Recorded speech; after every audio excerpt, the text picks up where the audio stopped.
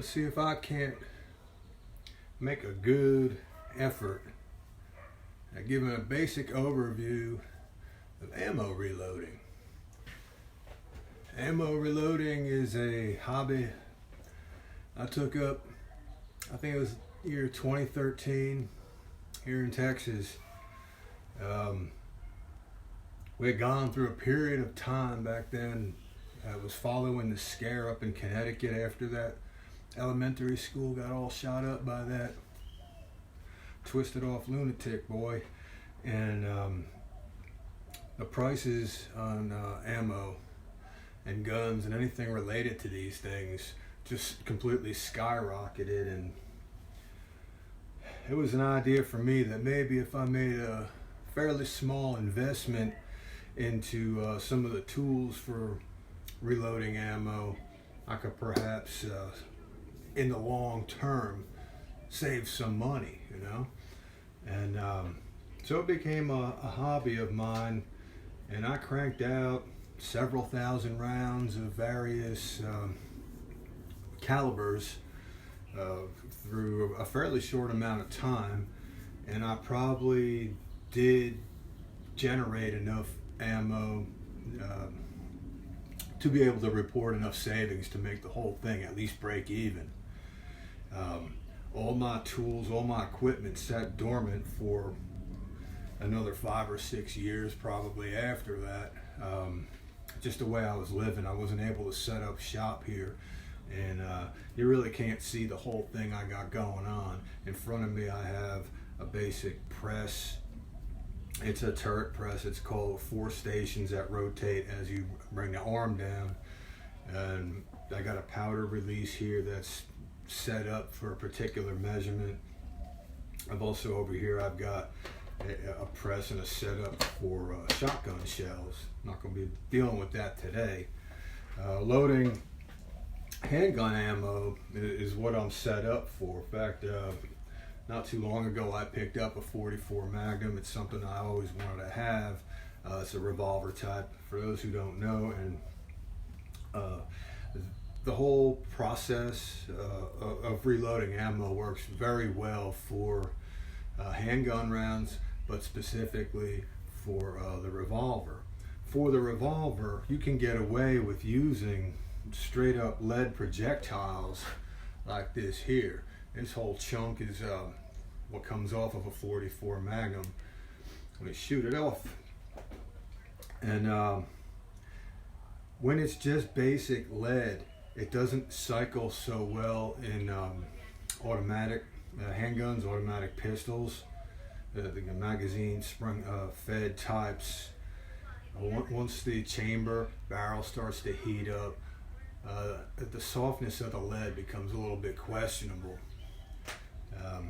I've had it where an old 9mm of mine, you know, after making I did like 1,200 rounds, going down to the range and starting to shoot them off as cheap ammo, I was getting some jams, and it got to where whenever I wanted to bring some homegrown ammunition with me for the range, I would have to bring kind of a long, skinny type of screwdriver or some kind of pike or something to run down the barrel to get these jams out of it, and that's not what you want to do with any of your weapons.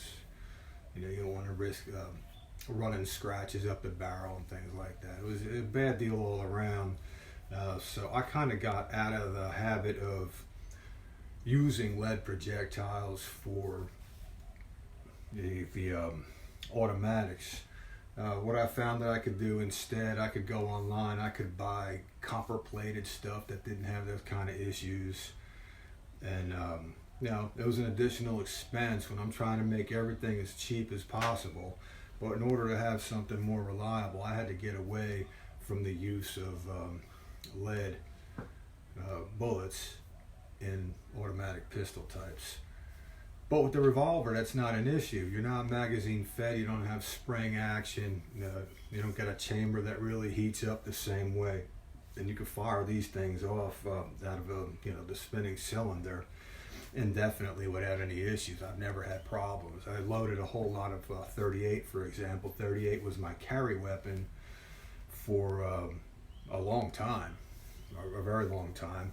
It's still kind of like a secondary. It's a very small, it's a snub nose little 38, and I keep it around, and I have it as a secondary carry weapon if that's such a thing.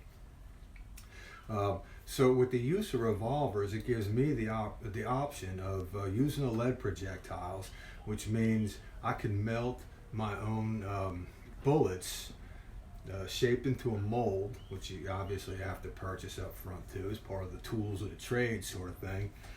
And but it ultimately becomes an additional means of savings. Now it's become difficult to get lead because we're not manufacturing mining lead anymore in the United States. And that happened, I forget exactly when, but it was during the time when I started getting into this hobby. They were shutting that down, and really just all the lead that was necessary in this country was highly monitored, highly regulated, and almost completely imported. So guys like me who are hobby ammo reloading enthusiasts that need to get lead have to kind of find secondary supply. And what I had done back then, and in fact even just today, I did a little bit of it also, was I had a little connection to a metal recycler here in Texas who just had this gigantic vat of used wheel weights off of tires. Now the old wheel weights back in the day were made out of lead, and it's a dirty lead, and it comes with little steel clips on them, but you could run that into your melting pot and separate the filth and separate the clips, and the lead will just stay there all nice and shiny, you know, and you could just pull all the trash, skim all the trash off the top, and you got yourself some lead. So you know, back then I had accrued just a whole bunch of that stuff because I was able to like fill up a bucket for like $20 of these wheel weights, and I would just clean it up, and I had all this lead stored up. Then I started moving around town to town, state to state, and I lost track of it somewhere along the way. It didn't make it back home to Texas with me throughout all my travels. So I come here and I start up this hobby again for the first time in years, and once I got everything set up, I want to get back into the idea of melting the lead, forming my own bullets in molds as part of the entire process. And I had to go and track down some more lead. You know, how's everybody? Talking about reloading ammo, hobby of mine. And so the past couple of months, I started kind of asking around and getting a couple of leads where I could get some more lead. And I got my hands on quite a bunch now. I'm pretty well rigged up with it, and I have been pouring my own ammo. A woman through our church had a bucket of it set aside and gave it over to me to go through, and I found a bunch of usable wheel weights in there. Howdy, Mr. Eric Greenberg. And you know, even just today, between bike rides and everything like that, I poured out a bunch of ingots like this, you know, just out of those wheel weights. And see how nice and shiny, clean that lead is right there? Then I'm going to be able to make a chunk of bullets out of just one of these. And I came out with 12 of them just today. Prior to that, a couple of weeks ago, my wife and I took a ride out to Midlothian, Texas, just south of Dallas, out in the country, where I found somebody on Facebook who had done this same sort of thing. And he just had mounds and mounds of lead ingots that he was getting out of the hobby of. He figured he'd never use, and he was just trying to sell them off. And he was selling them at very low prices, you know. And so I went in there and I bought like $60 worth, and I'm set now for a while as far as the lead goes. But I like to do that as part of my process of making bullets. I like to pour my own lead, so I do as much as I possibly can do. Now my investment as far as tools and whatnot up front, for those who might be interested in getting involved with that, see, I'm strictly bottom shelf. I'm a poor dude. I got no problem with that. And I got to make do with what I can. So I buy bottom of the line manufacturers and stuff like that. When it comes to ammo reloading, right? A tried and true manufacturer of reloading equipment is a company called Lee Manufacturing, and they are the bottom shelf as far as your investment is concerned. And they make equipment that's sturdy enough, real steel. And I've beaten the hell out of it. I've made thousands of rounds, and this thing the press is still kicking, no problem.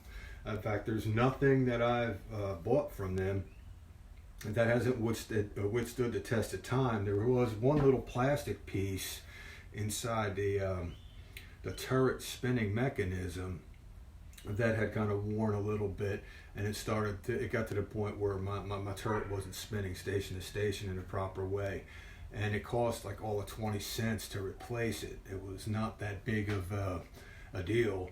The hardest part was like identifying what that problem was and then finding the replacement part. But once I found it, it cost like nothing. I ordered a couple of them just because I still had to pay the shipping on top of it, you know what I mean? So outside of that, I've had no issues with it. And so, there's a bunch of things that you need to get going, I got myself a good, handy hardcover book, again, produced by that same Lee Manufacturing Company, but other manufacturers make this stuff too. They got load indexes in it. They tell you like how much kind of powder you need to load up to send off this kind of projectile at that kind of weight. It's a whole index, all tables upon tables, big fat book. Let me show you, just to give you an idea, right? This is what it is. It's called Modern Reloading. Everything might be backwards to you all as you're watching here. I don't know, but just spin your heads around and you'll see it right side up. It happens, right? Modern Reloading. Big fat book, and inside of it, you get information like this. All these tables upon tables upon tables, just telling you how much powder, what type of powder you need to put that load together properly. If you overdo it with the gunpowder, you end up making what's called a hot load. And if you're bottom shelf like me and you buy weapons from a lesser type of manufacturer, running hot loads will certainly put you in jeopardy of destroying your weapon. You'll blow out the chamber, you'll blow out the barrel a little bit. So you got to really be careful about it. When you're buying your firearms, you kind of sort of get what you're paying for. You can get a very good, solid, effective firearm for very cheap compared to spending a whole lot of money. But the difference is going to be in this kind of quality. And when you want to start going into hotter loads, for whatever reason you might want to do that, the more expensive weapons are going to be able to handle that. Typically, the lesser ones are going to be questionable. So always be careful with that. I play it by the book myself. I have no reason to be making hot loads. I just need to make ammo that's cheaper than it would be to buy off the shelf. And I need to have ammo that's readily at my disposal in case we come into this time of trouble. We're actually in it now. A lot of people have gotten into an interest in firearms recently with the coronavirus thing that's going on. There's been a rash, a giant wave of people going to the stores and buying things up, a panic situation. The panic extends in so many directions, and I got no worries. Number one, I got what I need to begin with, and number two, with reloading, I could use a lot of what I have to create more. And that's another advantage to using a revolver when you're in the reloading game. With the revolver, when you shoot, your brass stays fixed inside the cylinder, and it doesn't go flying out all over the place like it does with an automatic, and you could retain your brass. The brass ends up being a major expense. Brass is something that you really can't make at home. You need very specialized equipment to be able to do that, And I don't know of anybody who does that sort of thing. So brass is something, you buy your regular ammo. What I like to do is get what's called plinker rounds, just something that you would use at the gun range, target ammo, and keep the brass and use that to reload into, right? But you can also buy it separately, and I did this a couple of weeks ago. Like I said, I'm set up for the .44 Magnum here, and I only had so much brass on hand. I went down there. We got a Bass Pro right in our town here in Garland, Texas, and I bought me a sack of 100 brand new brass cases for 44 Magnum, and it was around $30 when it was all said and done. You can get it a lot cheaper than that. You can get it for like 20 something online, but when you pay for the shipping and everything, it comes out to the same 30. So that's the cost. Like I'm saying, the brass is always going to be an expense with it. Advantage to you could purchase the brass also shot. Once used brass, they call it. A lot of gun ranges, when they go and clean up everybody's brass left behind, they'll sort it out, bag it up, and they'll sell it off to somebody like me at a reduced price. Obviously, it's used brass.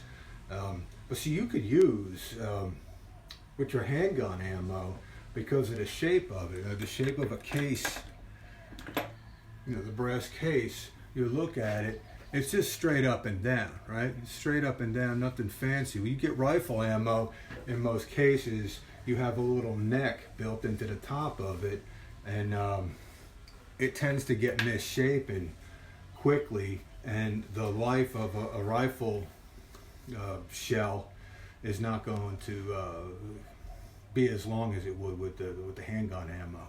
There's exceptions where you have, like I have an M1 carbine, and it's got what's called pistol ammo. It has that same shape of a case. It doesn't have a neck to it like most rifles do. That makes that particular weapon really useful in trying times, right? But anyway, yeah, today I had melted down a whole lot of lead. I made some ingots out of wheel weights, and a couple of weeks ago I made a whole bunch of these 44 bullets. I like that. I don't know how you see that, but that's actually a large chunk of lead for a bullet. I would not want to get hit by that thing. Most others are significantly smaller. Anyway, I'm set up. I got all my stations set up to do 44. I've poured my own lead like I talked about, using molds and a melting pot. Bought from Lee. Most of my tools, like I was starting to say before, come from this Lee manufacturing, because they are the low end. They've held up well for me, and they've been in business doing this for a very long time, and they've got something of everything, and everything I've learned has really been through the help of that company. All my research has just come up. They've got so much information to provide. A really good company as far as I'm concerned. There's better equipment to be had out there if you want to spend the money on it. For me, the idea is to come out of this with ammo as inexpensively as I could possibly do. Okay, so what I have here is a press with 4 stations that switch by a crank right here. That's what this handle is sticking out. I've got a dispenser for the gunpowder. Down below where you can't see, I've got a melting pot. That's actually not a Lee. I used to have a Lee one. Oh, my battery's starting to die here. I might have to cut this short and come back later. I got a Lyman, it's called Lyman, and I've got a bunch of molds for ingots and for different rounds of ammo. And I've got books, and I've got scales, and I've got measuring meters, and really all kinds of stuff, And then for me, it's a fun hobby. It's very relaxing to do. You got to do a lot of upfront work, getting all your measurements right, everything set, knowing what you want to do in advance, having a place to set everything up, having a place to store all of your the stuff that goes with it. I've got cabinets right here. It's the end of a cabinet.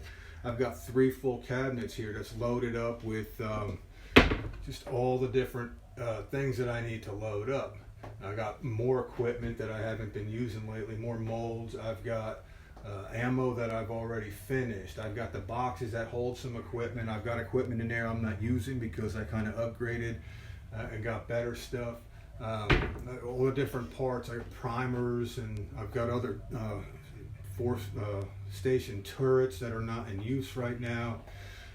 I've got bullets, I've got gunpowder, I've got all kinds of stuff. So you need a place to put everything. And I bought myself, and this is the third time I've done it, you know, like a $75 mostly wood workbench from Home Depot. It's always been perfect for this sort of thing. It's nothing that I have to worry about damaging. I'll just drill holes right into it, and I mount everything squarely down. There's pressure that goes with doing this sort of thing, and I enjoy it. But you know, while I got some battery life here, before I close up, I'm going to run through the process one time. You're not going to be able to see it very well, and I just couldn't find a good camera angle to do this with. Hopefully you get an idea, just kind of following along with me while I'm going. Now these stations on the press itself, the first thing it does, you'll take a chunk of brass, an empty shell, right? And you'll slide it into the press, and you're going to run it up, and it goes into this particular die, the first die. And what that die is doing is sizing the hole of the brass, making sure it's not deformed. It's putting it back into its proper shape, if it has come out of shape at all from prior use. While it's up there being shaped, there's this little thing, it's a primer feeder. It's full of all the primers. That's a little part, the little explosive part in the back of the bullet. You can see in a bullet that's been finished and done, the back side of it, right, that little hole there, that's got a little charge inside. That's what the firing pin hits, and it sets off a spark, lights off the powder on the inside. When that powder blows off, and the projectile gets forced out, right? That's the basic process of ammunition blowing off. But this thing is a feeder for the primer. It's a little plastic thing, it's a disc, and you set up your primers inside it in such a manner. It sits on here. When you got the first station in the up position, you could just press that thing forward, hit a button, and it loads into a hole. Now when you pull down the arm on the press, it cycles the station, and when you bottom out, push a little hard, it puts the primer up into the shell. So I done did that. I pull it out, and I can show you now the back of the shell's got a primer in it, right? That easy. So that's kind of like a dual purpose station right there. The next station is where you're going to feed the powder. You set the brass up into the top of that station, and off to the side here, you could probably see part of it. I've got a cylinder that's loaded with gunpowder. It's got a sizing measurement on the side that I have already set up to the exact weight, the amount of grains, right? That's a measure of weight when it comes to firearms. The amount of grains that I need to put the right charge in it, and then I just kind of lift this arm up, drop this arm down, and all this gunpowder comes pouring out into this dish. I don't know how you can see that, but there's just an amount of gunpowder that's generally around perfect for what I'm trying to do, and I just pour it into the funnel on the top, and that funnel just funnels it right down into the brass and to the next station. The next station is here. We're going to take the bullet, right? I got the lead projectiles that I had poured, and they're all lubricated and everything. They're sized appropriately. You hold that kind of flush to the top of the brass case, and you shove it up into the die, and then you're going to push your swing arm all the way down. And what this station does, it sizes, it sets the projectile to the height that you want it sunk into the case, into the shell. So you're going to get your overall length of the bullet set in this stage. Then you pull it down, it swings to the next stage, and what you have is a bullet that's pretty much ready to go. And I can load this into the revolver and go shoot it, and it'll probably be just fine. There's one final stage I paid a little bit extra, got an extra die for it, and what this does is it crimps the very tip top of the shell and makes it a little bit tighter around the bullet. So it's the crimping stage, and all you gotta do is run that up, press it down a little bit, bada bing, bada boom, it's done. It's a done bullet. I wiped the dried up lube that I had on it from the sizing process. There's other steps involved with this, part of the setup, but this is just, I'm just showing you the basic assembly of the bullet once you have everything in place. So now we have a 44 Magnum bullet, right? With the primer in the back, you got the bullet in the front. It's been crimped at the tip. You couldn't tell, you wouldn't know what you're looking for, but it's nice and tight. It's sealed up, airtight around there, and it's in good condition, loaded with powder and ready to blow up, right? So those are the stages going through. That's my hobby. If you enjoyed this, maybe I'll do some more of it as I get more involved, and I could show you some more about it, like the setup and the weights of everything. And you know, there's a lot of little tedious stuff to it. But once you're up and going, like I got this set up for 44, like I said, I could just start cranking them out now. I turn myself into like something of a machine. I throw on some good music in the back, like Waylon Jennings or Leonard Skinner, and I'm just kind of off in my own world. I'm just cranking out, making bullets, and I try to make 50 of them at a time or so. And you know, my wife has started to get involved with it. She finds it to be just as relaxing as I do. But it's fun, you know, it's fun for me. I don't know if fun is even the right word. I enjoy it. I enjoy doing it, and I enjoy the results. I love going down to the range and blowing off a couple of rounds that I know that I put some blood, sweat, and tears into. I've learned something. I've made myself this much more of a useful man. If this use ever comes into practical purpose, other people, the different types of people like to do their own reloading too. You got sportsmen, competitive shooter types that they want to load their own ammo because they want to do it to precision specifications that they might not be able to get from a manufacturer. And then hunters also. The hunters tend to like to reload their own stuff. These are the kind of people. Me, I can be either of those guys. I haven't been, like, I'm set up to go hunting. I haven't really got very involved with that yet, but I did it for the cost savings. That's what got me involved with it, and now just the relaxation, the fun that I have with it keeps me at it. All right, maybe another time, but my battery's about to run out, so I'm gonna have to stop this right here, right now. If I see some kind of good response about this video, I may continue to do something like it.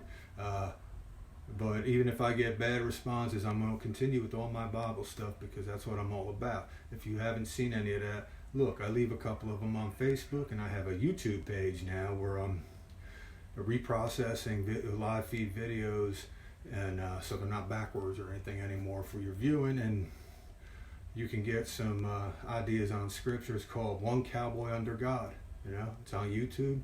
Just look it up, like I just said, One Cowboy Under God. There's only one of me out there. You'll find me. Please subscribe. I'm not doing it for any money or anything like that, but I like to know that there's an interest going on. It keeps me encouraged and moving. So until next time, you take care. Adios.